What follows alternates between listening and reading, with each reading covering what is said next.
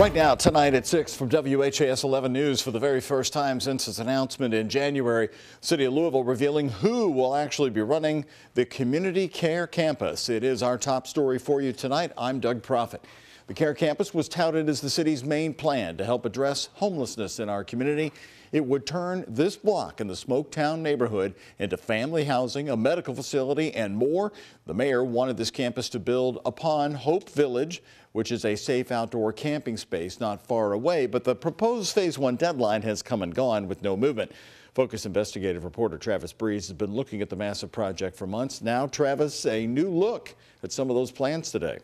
Doug, we got an updated look at what the campus will hold today, including a possible 80-unit permanent affordable housing complex.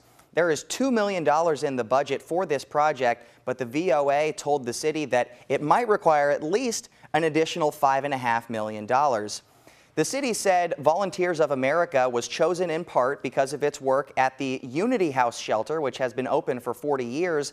The mayor's office told us in June that it wanted to open at least one building on this site by the end of this year. That is not going to happen. The two groups say they aim to start construction in the second quarter of 2024, but could not give a firm opening date. We believe in the vision that the mayor is casting for all of us, and I believe we're about to do something that is truly remarkable together. VOA's commitment to this project is to be accountable for getting results for our community. You heard results right there. The organization says 85% of people who exit this program will go into permanent affordable housing, and 75% will have a stable income. We pressed the mayor today about the financial situation of the Care Campus, and it is not clear where all the money is coming from. Some groups I talked to over the last few months say that uncertainty discouraged them from getting involved. A block of buildings that don't look like they go together, with boarded up windows and no trespassing signs, at the same intersection of a usual gathering place for homeless camps. The space wasn't move-in ready. Dr. Susan Bacino is the former Homeless Services Director for Metro Louisville. She worked for the city in 2021 when they considered a project on the same site as the Community Care Campus, but in the end decided it was not feasible. From an investment standpoint at the time, it was determined that it wouldn't meet the need. She now works with Donnie Green at the Arthur Street Hotel.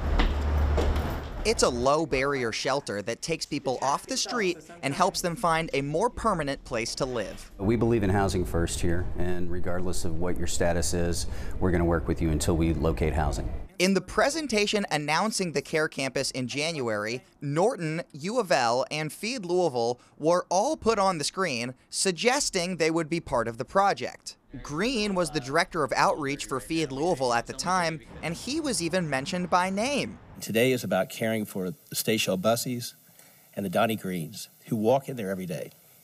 It's going to be a campus that man put forward in this community. While Green helped with data and research for the project, his involvement never went past January. I would have been on board at the time if I thought the city was going to fund everything, which most people believed was going to happen. The answer about where money is coming from has changed several times. It officially has $2 million in the city budget, but Mayor Greenberg has promised to ask the state legislature for $22.5 million and listed several other sources Thursday. There's funding available through the opioid settlement money. There's philanthropic money that we plan to seek as well. The city will continue to have to invest. Because this was even less clear when the actual request for proposal was open, people like Green and Bacino stayed away. Do you think that's a fair criticism that you continued to figure out the funding after the proposal was closed? This is a very challenging project that is going to take support of many different funders to make happen.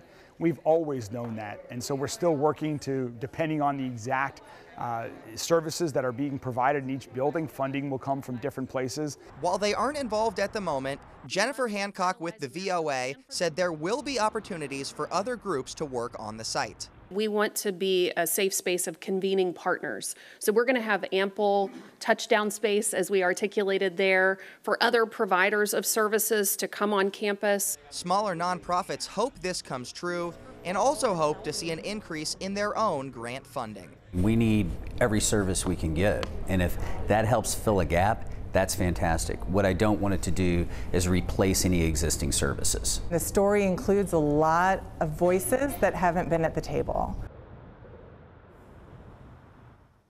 A spokesperson for Volunteers of America says no plans are firm on what buildings will open first or how much additional money they will need until a master planning meeting is held. That will happen sometime in the near future. I also want to add that the plans for a medical respite facility are still up in the air. They are possible, but the contract talks are still happening. In the studio, Travis Breeze, WHAS 11 on your side.